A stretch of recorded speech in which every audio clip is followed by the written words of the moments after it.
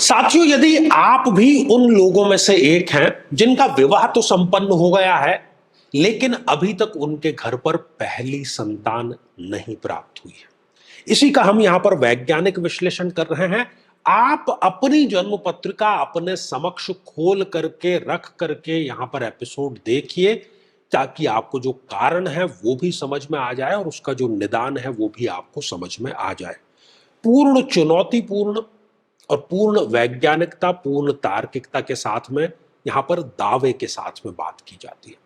साथियों, आज हम मीन लग्न की जन्म पत्रिका के बारे में बात करेंगे। वो चाहे स्त्री की कुंडली हो या पुरुष की कुंडली हो, कब पहली संतान होती है, कब नहीं होती है। और यदि अभी तक आपने अपने लग्न से संबंधित एपिसोड नहीं देखा है, तो यहां आई बटन में हमने आपको उसका लिंक प्रोवाइड करा दिया है, जाकर के जरूर देखें, समझें और जानें। तो साथियों, ये रही मीन लग्न की एक जन्म पत्रिका। 12 नंबर से जन्म पत्रिका का प्रारंभ हो रहा है, लग्न में ही 12 नंबर का अंक लिखा हुआ है, इसलिए हम इसको कहते हैं कि ये है मीन लग्न की एक जन्म पत्रिका।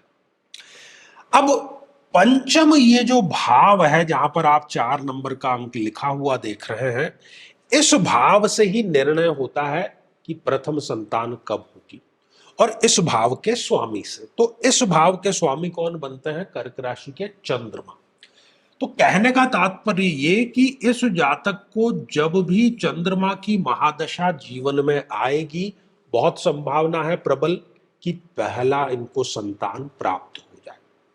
जब भी इनको जीवन में चंद्रमा की अंतर्दशा आएगी, तब भी इनको प्रथम संतान के लिए बहुत जो समय है वो अनुकूल रहता है।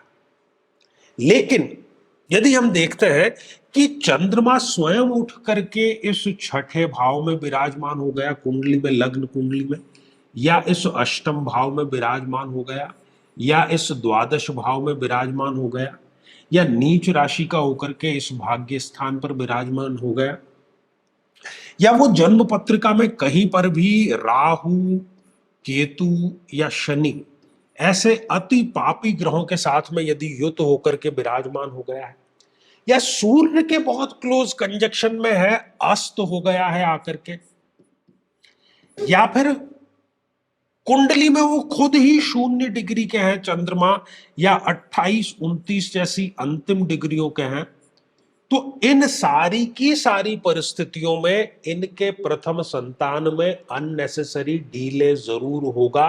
अंतिम निर्णय आप खुद अपनी कुंडली देख करके करेंगे। साथियों, इसके अतिरिक्त आप देखिए कि पंचम भाव में कोई ग्रह है क्या। यदि आप पंचम भाव पर दृष्टिपात करें तो देखें कि इस पंचम भाव में जहां पर कि 4 नंबर का अंक लिखा हुआ है, यहां पर कोई भी ग्रह यदि विराजमान है, तो उस ग्रह की महादशा में या फिर उस ग्रह की अंतरदशा में इनको प्रथम संतान अवश्य प्राप्त होती है।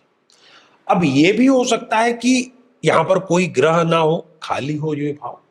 तो इस खाली भाव पर क्या निर्णय करना होगा कि इस पंचम भाव पर जिस किसी भी ग्रह की पूर्ण दृष्टि पड़ रही है, उस ग्रह की महादशा में, उस ग्रह की अंतरदशा में इनको प्रथम संतान जो है वो प्राप्त अवश्य हो जाती है।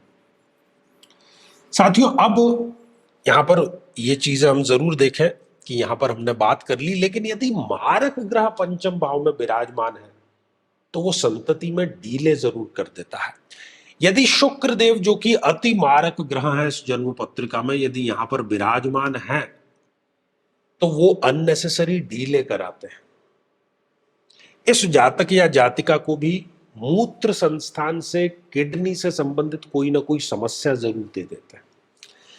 मान लीजिए कि इस पंचम भाव में सूर्य देव विराजमान है, जो कि अति मारक ग्रह है इस जन्म पत्रिका में, तो वो भी संतति में डीले जरूर कराएंगे और पाचन तंत्र या पेट से संबंधित तो कोई बड़ा गंभीर रोग भी जरूर इनको वो प्रदान कर देंगे।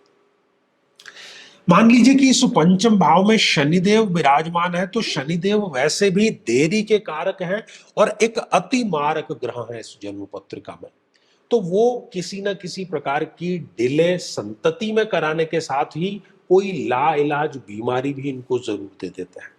यदि इस पंचम भाव में राहु देव विराजमान है तो वो भी अननेसेसरी डिले कराते हैं और शरीर में किसी न किसी प्रकार का जो इन्फेक्शन है वो जरूर यहां पर उनको मिल जाता है। तो साथियों, हमने जाना कि कब मीन लग्न की जन्म पत्रिका में इस प्रकार की परिस्थितियां बनती है, कब प्रथम संतान प्राप्त होती है, कब उसमें डिले हो जाता है। साथियों, जब भी यदि डिले हो रहा है तो एक ही उसका रामबाण इलाज है और वो है महादशा मंत्र साधन, दूसरा कोई नहीं। और यदि आप भी चाहते हैं कि आपकी कुंडली का सूक्ष्म और वैज्ञानिक विश्लेषण हो तो आगामी समय में मैं स्वयं इन शहरों में उपस्थित रहूंगा। आप समय लेकर के मिल सकते हैं या फिर टेलीफोनिक या वीडियो कॉल के माध्यम से भी आप जुड़ सकते हैं। और यदि आप चाहते हैं कि आपके किसी एक प्रश्न का निःशुल्क मार्गदर्शन किया जाए तो हमारे इस वीडियो को आप हाइप कीजिए और उसका जो स्क्रीनशॉट है वो दिए गए व्हाट्सएप नंबर पर भेज दीजिए, क्योंकि प्रति शनिवार दोपहर 3 बजे जो हम खास लाइव कार्यक्रम लेकर के आते हैं उसमें हम केवल उन्हीं कमेंट को शामिल करते हैं। तो इसी मंगल कामना के साथ में कि आप सभी स्वस्थ, समृद्ध और शांतिपूर्वक जीवन व्यतीत करें। नमस्कार। साथियों, कई वर्षों के जन्म पत्र का अध्ययन और लाखों कुंडलियों के अध्ययन के बाद हम ये कह सकते हैं कि यदि किसी की जन्म पत्रिका में शनि पीड़ित है तो उसको इस ग्रह की महादशा में इन 9 लक्षणों का, इन 9 कष्टों का, पीड़ाओं का अवश्य सामना करना पड़ता है। व्यक्ति कर्मचारियों, खासतौर पर 4th क्लास के एम्प्लॉय से सदैव परेशान ही रहता है। अपने ही परिवार का विरोध हर बार उसको सहन करना पड़ता है। शरीर के जोड़ों में गठिया का रोग बहुत युवा अवस्था में ही घर कर जाता है। पूरी की पूरी ये दशा इनके लिए मृत्यु तुल्य कष्ट लेकर के आती है और हर एक कार्य में इनके देरी अवश्य होती है। झूठे इल्जामों का इनको सामना करना पड़ता है।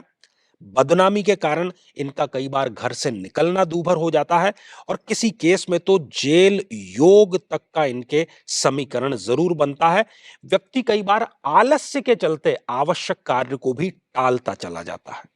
लेकिन साथियों, यदि आप भी इन सभी कष्टों से स्थायी और सटीक मुक्ति प्राप्त करना चाहते हैं तो उसका तरीका है इस ग्रह की महादशा मंत्र साधना दीक्षा, जो विशेष रूप से आपके नाम, आपकी जन्मतिथि के अकॉर्डिंग की जाएगी और गुरु दीक्षा के माध्यम से अभिमंत्रित माला भी आपको प्रदान की जाएगी, ताकि न केवल ये सारे कष्ट दूर हों बल्कि ये पूरी की पूरी महादशा आपके लिए शांतिदायक और सुख समृद्धिदायक साबित हो।